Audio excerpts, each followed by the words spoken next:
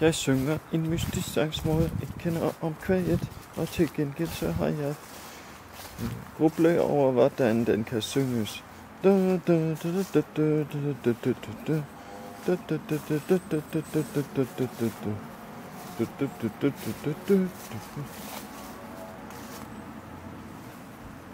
Hos skoven kan der mange træer og også mange fluer.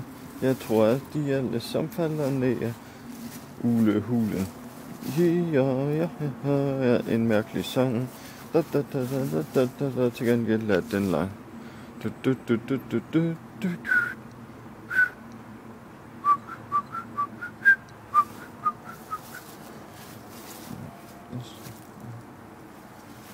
En sang om grævling og om muldvarp, der kan synges meget. Jeg synger, når jeg vil, og når jeg selvom jeg har tegning.